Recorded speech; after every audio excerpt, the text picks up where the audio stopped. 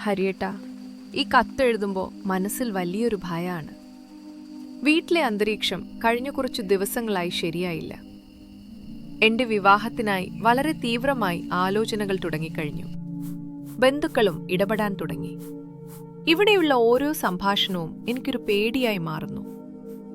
ഒരു നാൾ എന്റെ ജീവിതം അടുക്കളയുടെ 4 ചുവരുകൾക്കുള്ളിൽ ഒതുങ്ങിപ്പോകുമോ എന്നൊരു തോന്നൽ വിട്ടുമാറുന്നില്ല. നമ്മൾ ഒരുമിച്ച് സ്വപ്നം കണ്ട കാര്യങ്ങളെല്ലാം സ്വപ്നങ്ങളായി മാത്രം ശേഷിക്കുമോ എന്നും ഭയം. ഇപ്പോഴത്തെ സാഹചര്യത്തിൽ നമ്മൾ ക്ഷേത്രത്തിൽ കാണുന്നത് പോലും ബുദ്ധിമുട്ടാകാം.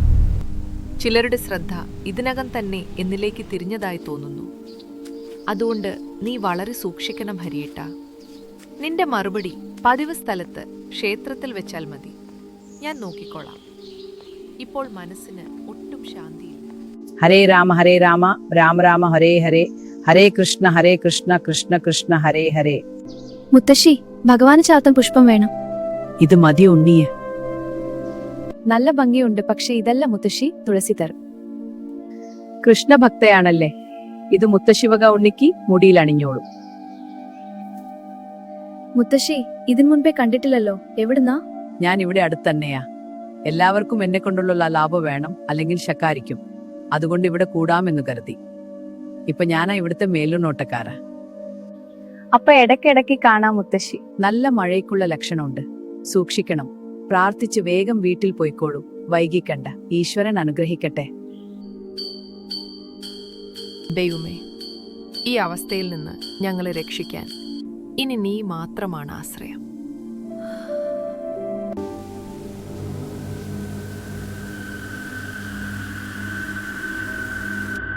മോനെ, ഇനിയും കാണാനില്ല. അവൻ വരും. ഞാൻ അവനോടൊരു പ്രധാനപ്പെട്ട ജോലി കൊടുത്തിട്ടുണ്ട്. നല്ല മഴ പെയ്യുന്നുണ്ട്, അതാ ഒരു ആദി. അവൻ വരും. ഒരിക്കൽ പറഞ്ഞാൽ മനസ്സിലായില്ലേ?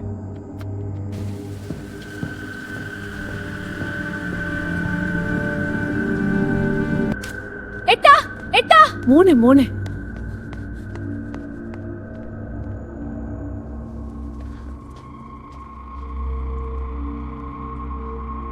പോയ കാര്യം എന്തായി?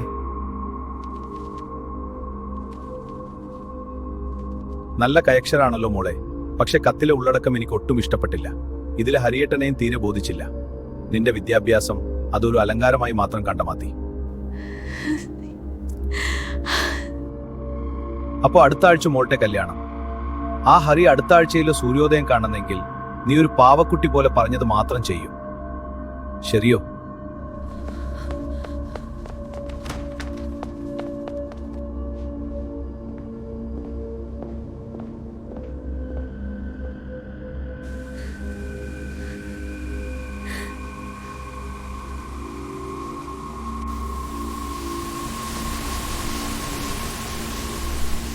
മഴ നിൽക്കുന്ന ലക്ഷണമില്ല.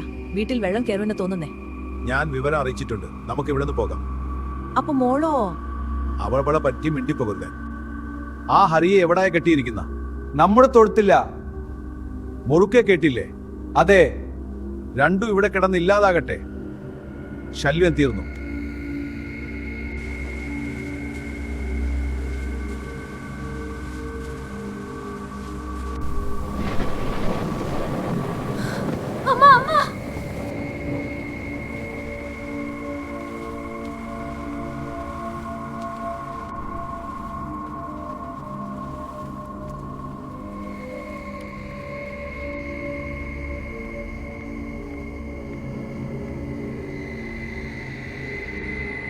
ഈശ്വരൻ അനുഗ്രഹിക്കട്ടെ.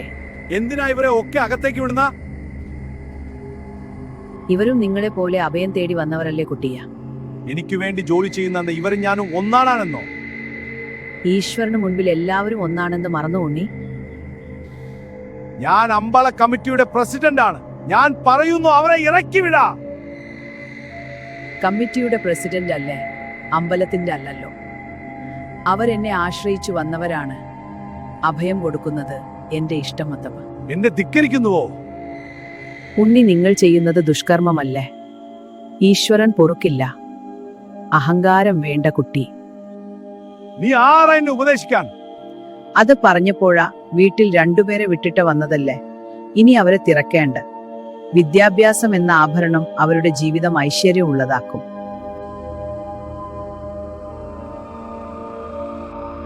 തലമുറകൾക്ക് സത്കർമ്മം കൊണ്ടുണ്ടാക്കിയ സ്വത്തിന് കാലാവധി കഴിഞ്ഞു.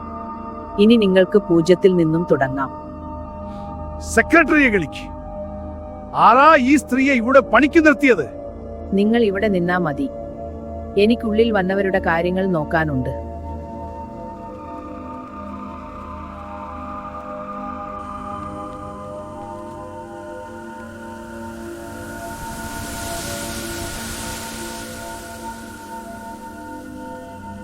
പ്രസിഡന്റിന്റെ അമ്പലത്തിലോട്ട് പോകാം. ആ സ്ത്രീയെ വരാൻ പറ. എന്റെ കാലിൽ വീണ് ക്ഷമ ചോദിക്കാതെ ഞാൻ ഇവിടുന്ന് നീങ്ങില്ല. അതിനങ്ങനെ ഒരാളെ നമ്മൾ ജോലിക്ക് നിർത്തിയിട്ടില്ലല്ലോ.